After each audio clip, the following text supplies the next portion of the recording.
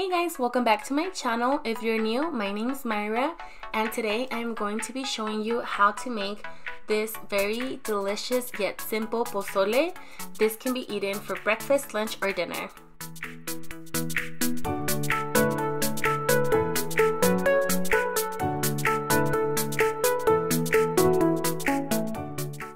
I will be showing you the ingredients as we use them. Now the first thing you want to go ahead and do is get a pot, make sure it is big, and you're going to fill it up with water. I did about halfway. I feel like I could have done a little bit more, but I'm going to go ahead and let that boil. When I make pozole, I usually like to use a full chicken. This day it snowed and I didn't feel like going to the store and buying one, so I am using chicken breast. And while I wash my chicken, my water has already boiled. I'm also going to be adding 2 pieces of garlic and 2 bay leaves. We're going to go ahead and let our chicken cook, and once it's cooked, make sure to remove the bay leaves and the garlic. In order to make our pozole even better, don't forget to keep your water clean. As your chicken boils, all of that brown stuff that comes up, just go ahead, take a big spoon and throw it away. Now that my chicken is fully cooked, I'm going to take it out, put it in a separate plate and let it cool off.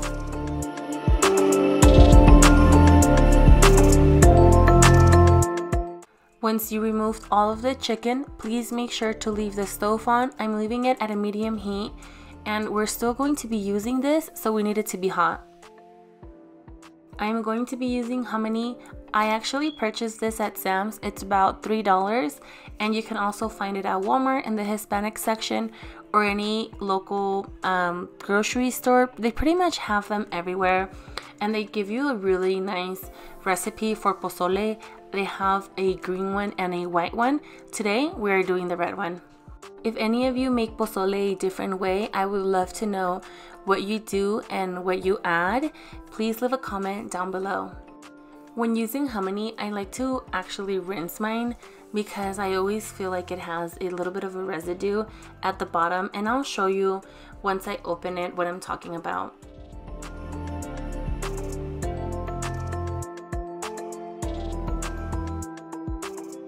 I'm just going to give you a close-up just in case you're not familiar or if you never used it before.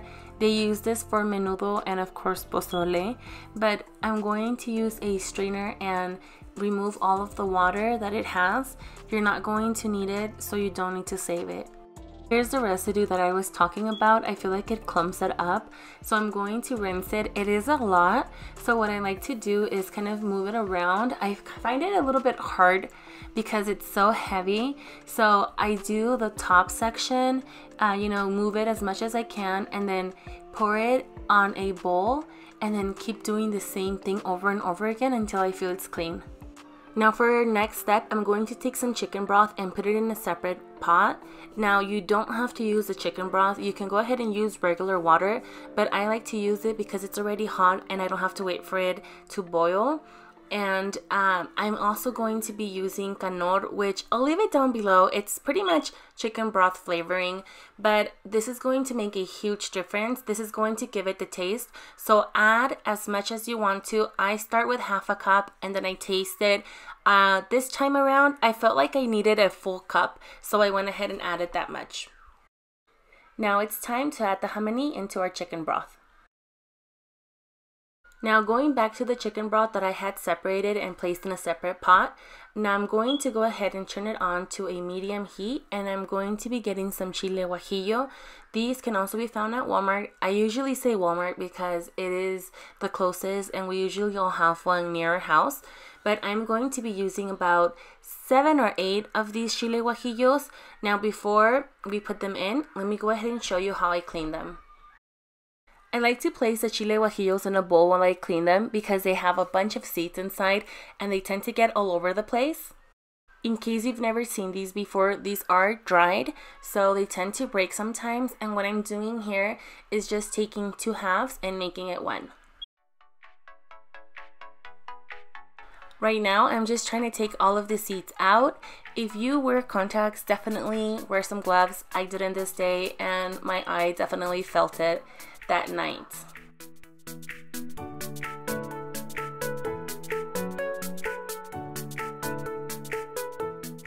When cleaning, make sure to take this top part out. It usually has a bunch of seeds. We don't need it. And then we also need to remember to take out the veins of the chile. Now the veins look like these, and they're usually pretty obvious when you see them. Take those out and throw them away.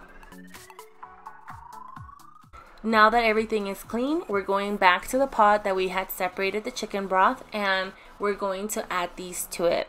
The reason we're adding them is because we want to make them soft so we can go ahead and blend. Do not add the seeds. Again, I had them in the bowl, but that was just for them not to go all over the floor or the countertops. So go ahead and put those in without any seeds.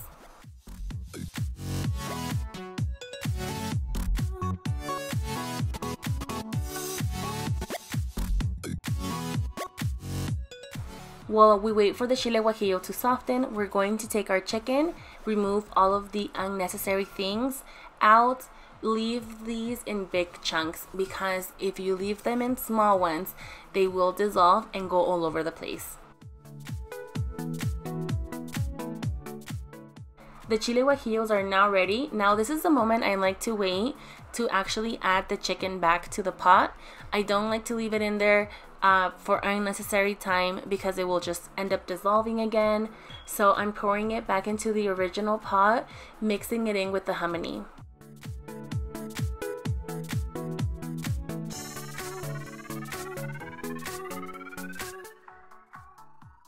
Now that we removed the chile guajillos, we're not going to reuse this chicken broth. It usually tends to make your pozole sour, so if you ever use chile guajillo, do not use the water you used to boil them in. I don't know why, but this is just something to remember when using chile guajillo. I'm going back into my original pot and taking some of that chicken broth in order to blend. You want to make sure you add enough water so this is not too thick. I'm going to show you what to do in case you do, leave it thicker than it should be. It's a really quick, easy solution. Now, if you've seen any of my previous videos, you've seen me use this before, but this is chili that my mother-in-law sends from Mexico. They also sell it at Walmart. They have the mild or the hot. You could do whatever you like. It's all personal preference, and I'm going to be adding about 1 cup to our mixture.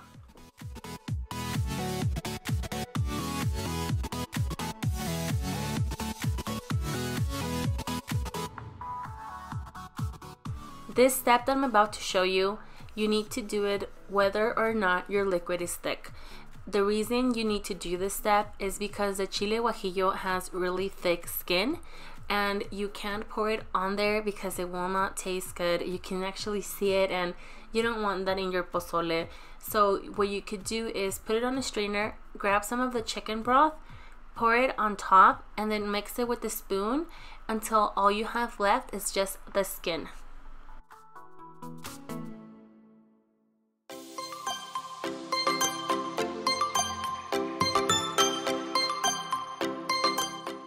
This is what you should have left over. We're just going to take it out and throw it to the trash. At this point, I'm repeating the exact same step to the remaining chile guajillo.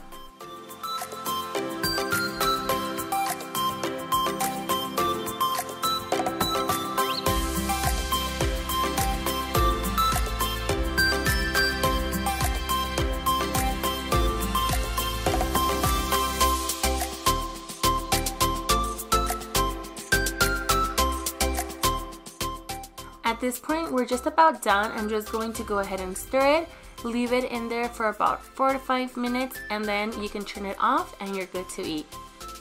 This is what your pozole should look like. Definitely add more water than I did. And then I want to show you really quickly what the hominy should be like so you can know that it's ready. It doesn't really take long for it to be ready, but it should be super soft where it just breaks apart.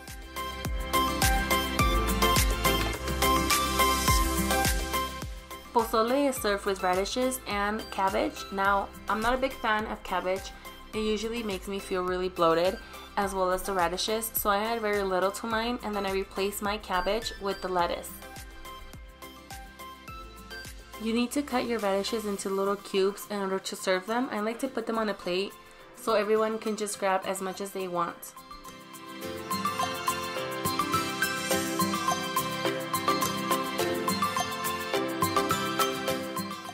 On this day, I left my cubes a little bit bigger than usual, but I was just really hungry. I think I just wanted to eat, and I really didn't care to just keep cutting them.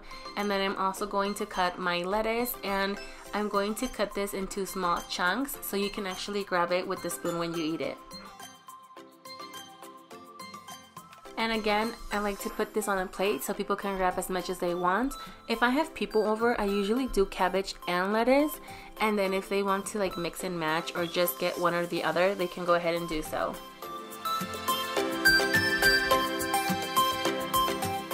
When serving, I like to actually add the chicken and the hominy first so I can see how much I'm adding to each plate. I've done it where I haven't even added chicken to the plate and it just gets left with hominy, which is kind of like a bummer because you don't actually get the full pozole. So I do it this way and then I add the chili on top.